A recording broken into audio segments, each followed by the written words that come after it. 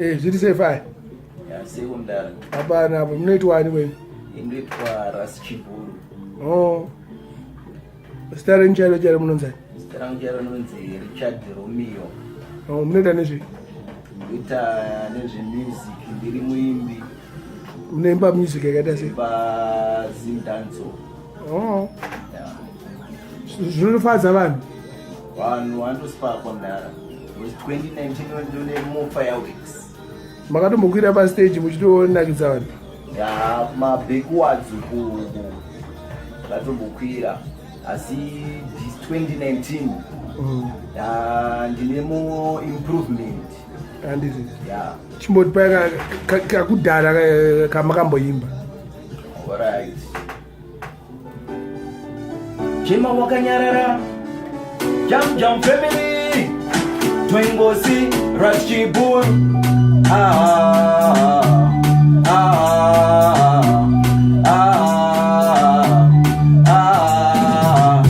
Diwononiitira baby moyo wakaperera baby urichara kadenga yakakakunasa matenga baby girl unondibata bo rudo rwako rwunondipa ruri bo saka iwe usandisiyewo baby ndiwe chete unondiitira ndiwe chete chandibikira ndiwe unondiitira baby moyo wakaperera baby urichara kadenga yakakakunasa matenga kakaipa saka akanonzana kanonzi unondiitira handiti? Alright, aiwa zvinofadza. Aiwa tinotenda nesapoti yenyu kuda kuti murambe muchingowedzera mosapoti kuti zvinhu zviende kumberi. Aiwa toramba chingosimudzira mageto yutika because tisi vanhu vacho Hwezera. Aiwa veya mudara. Amani. Song yakaproducedwa nani? Song yakaproducedwa na-IRT. Ava rasta vadaba. What property? And inonzi? Inonzi what property family. Okay. Ndegore ripi? Yani nguva. Yakafumwa long time. Alright. So over 2 years? Over 2 years. Tudari. Kogore rino mune zvinyowani zvamudamboti sample. Gore ndosana ndine more fireworks ndine more tunes nyangwe makaterera kana kuZFM mune mangoma ari kutorira ikoko manyowani a2019 handiti? Chimboti sample yakakanyowani tangosvika kamuri mustudio sample kanyowani kanga muchirekodha pane collaboration naRider Marcus. Okay. Semad tune aiwa iridzei kana kungoiridza zvitori better kangoridza ka 30 minutes kuti vanhu vakanzwa kasati kakaenda chi tozokakanda paviral apa Hwezera ngakauya zvako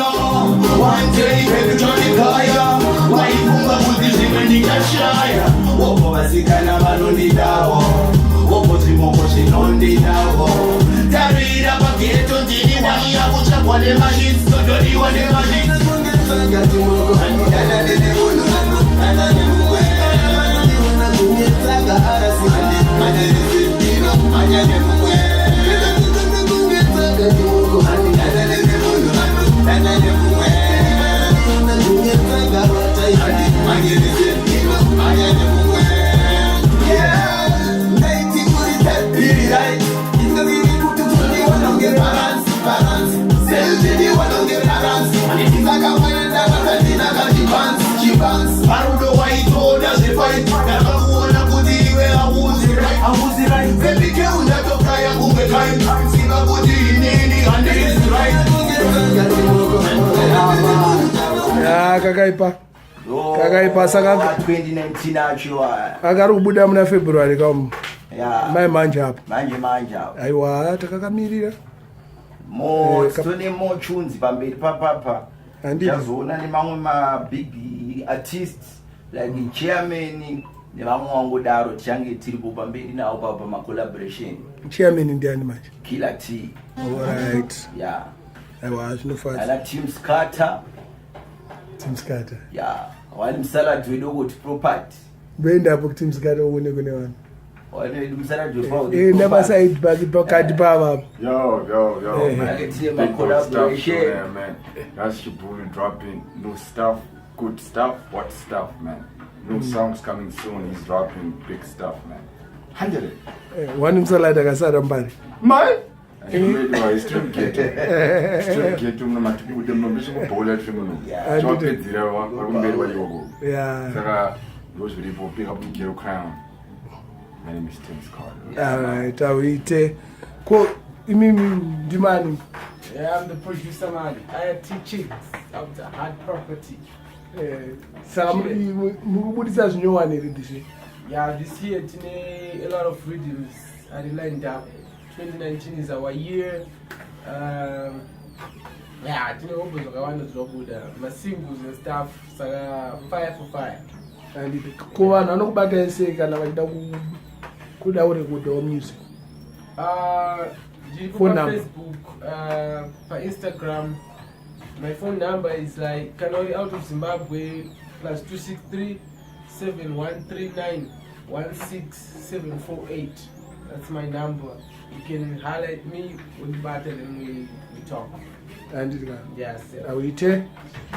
Ko Ras Chibhuru kana vanhu vachida kubata kana fanira kuda kana show kana makolabo. Vanondibata panhamba dzinoti 0733 44 0064. Andibate ipapo. Ubatika Instagram rako charo unonzi Richard P Romeo. Kwewa ayati Instagram rako charo unonzi. Yeah, it's Joseph Chigura. Yeah, man. Awite. Kwewa Team Scatter wanu msalad. The Wayne kana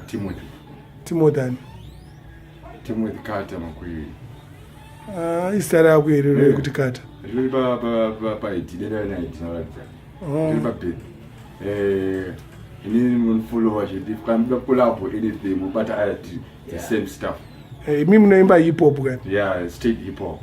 Yeah, so any Instagram Tim Carter ZW, Twitter the same thing, for Facebook Tim Carter Online, that's the page. Go phone number. Phone number. It's the same we use the same phone. All right. So yeah. Ras Chibhuru. Yeah, Mdara. Aiwa atafara nekukunzwai. Chimoresa amadzekineshamwari dzamunoziyana nadzo.